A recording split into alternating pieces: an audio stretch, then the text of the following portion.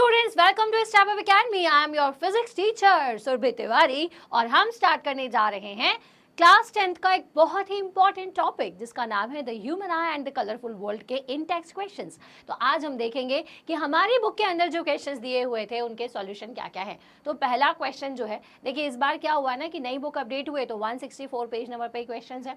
तो पहला क्वेश्चन जो है वो आपके सामने था कि what you mean by power of accommodation of I. The power of accommodation का मतलब क्या होता है आंखों की। अब देखिए अकोमोडेशन का मतलब क्या होता है कि किसी चीज को एडजस्ट करना।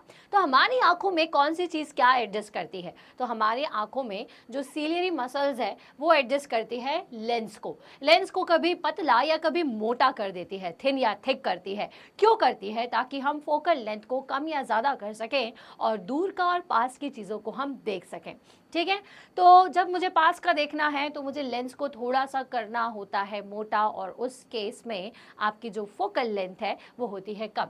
ठीक है, so the power accommodation of the eye is the maximum variation of its power for focusing और on near and far objects. अगर आपको समझ में नहीं आ रहा है तो पावर ऑफ अकोमोडेशन का मतलब होता है कि कितना स्मूथली हमारी आंखें जो है, हमारी आंखें दूर की और पास की चीज़ों को, नियर और फार ऑब्जेक्ट्स को देखने के लिए फोकल लेंथ का एडजस्टमेंट कर पा रही है, उसे हम कहते हैं पावर ऑफ अकोमोडेशन। आई की अगर पावर निकालना है तो वो क्या होती है? Power equals to 1/f। ठीक है, तो जब याद रखिए एक ट्रिक कि अगर पास का देखना है तो पास का देखने के लिए मोटा लेंस होना चाहिए, मतलब कि लेंस आपका थिक होता है। ठीक है, इस केस में जो मोटा आदमी क्या होता है बच्चों, ज़्यादा क्या ट्रेवल कर सकता है? नहीं, तो मतलब फोकल लेंथ कम होगी और फोकल लेंथ कम। ठीक है, दूसरी चीज़ मोटे आदमी के पास पावर ज़्यादा होगी, तो पावर इस केस में ज़्यादा होती है। अगर मुझे पास का देखने के लिए है ना, और दूर का देखना है तो मुझे क्या करना पड़ेगा? लेंस को पतला करना पड़ेगा, क्योंकि पतला इंसान ज़्यादा तेज़ी से दूर तक ट्रेवल कर सकता है, और लेकिन पतले इंसान के पास पावर कम होगी। तो दूर का देखना हो तो लेंस आपका थिन हो जाता है, सिलियरी मसल्स जो है वो लेंस को थिन करती हैं। फोकल लेंथ क्या होती है? तो फोकल लेंथ जो है हमारी ज़्यादा और पावर कम हो जाती है। ये एक ट्रिक है याद करने की। चलिए, a person with a myopic eye can not see object beyond 1.2 metre distinctly. What should be the type of corrective lens use to restore proper vision. अब देखिए, अगर कोई मायोपिक आई है, दूर का दिखाई नहीं दे रहा है, तो मायोपिया होता है, और मायोपिक आई के लिए हमें क्या लगाना पड़ता है? कॉनकेव लेंस लगाना होता है। अब यहाँ पे क्वेश्चन है कि एक पर्सन जो है उसको दूर का नहीं दिखता है, मतलब कि 1.2 मीटर के बाद उसको दिखाई नहीं देता। तो 1.2 मीटर के बाद दिखाई नहीं देता है, इसका मतलब इसके बाद जो भी ऑब्जेक्ट होगा वो उसके लिए इन्फिनिटी पर होगा। तो इसका मतलब क्या कि ऑब्जेक्ट कहाँ है? इन्फिनिटी पर, और उसको ऐसा लेंस लगाना पड़ेगा। तो हमने यहाँ पर कॉनकेव लेंस लगा दिया। अब लेंस तो लगा दिया, अब ये लेंस क्या करेगा? उस ऑब्जेक्ट की इमेज को 1.2 मीटर पे बनाएगा। तो बच्चों याद रखना कि इस केस में v की वैल्यू होगी 1.2 मीटर और इन्फिनिटी इक्वल्स टू होगा u।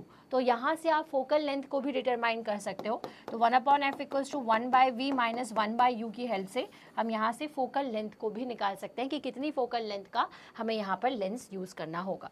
क्लियर है? चलिए आते हैं कि what is the far point and near point of the human I with normal vision. हमारी आंखों का फार पॉइंट या नियर पॉइंट क्या होता है? तो फार पॉइंट इज कि इन्फिनिटी, एंड नियर पॉइंट जो होता है कि कितने पास का हमारी आंखें दिख सकती है। तो एक इन्फिनिटी 25 सेंटीमीटर जो है वो नॉर्मल आई अगर किसी पर्सन की है तो वो 25 सेंटीमीटर तक का नियर पॉइंट देख सकता है। फार पॉइंट मतलब कि दूर का पॉइंट, कितना दूर तक का पॉइंट आप देख सकते हो, तो वो कितना है? इन्फिनिटी होता है, उसको हम डिफाइन नहीं कर सकते। दूसरी चीज, नियर पॉइंट की बात की जाए तो नियर पॉइंट का मतलब कि कितने पास का हमारी आंखें क्लियरली देख सकती हैं। तो 25 सेंटीमीटर का बिना डिस्टर्बेंस के हमारी आंखों का हमारी आंखें देख सकती है। तो for a human I with normal vision the far point is at infinity and the near point is 25 centimetre from the I. A student has difficulty reading the blackboard while sitting in the last row. अब बच्चे को पीछे बैठा था, उसको black board दिखाई नहीं दे रहा है। What could be the defect the child is suffering from and how it can be corrected? अब देखो ब्लैक बोर्ड पीछे बैठ रहा है, दैट मीन्स कि उसका डिस्टेंस और ब्लैक बोर्ड का डिस्टेंस ज़्यादा है, दैट मीन्स कि उसको दूर का दिखाई नहीं दे रहा है, वो उसे ज़रूर मायोपिया की प्रॉब्लम है।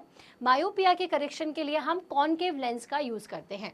तो the child is suffering from myopia, the child should use the concave lens of suitable focal length. Suitable focal length का हमें क्या करना पड़ेगा? यहाँ पर कॉनकेव लेंस यूज करना होगा। तो that's it, these are some of your in text questions जो कि हमने अभी देखे।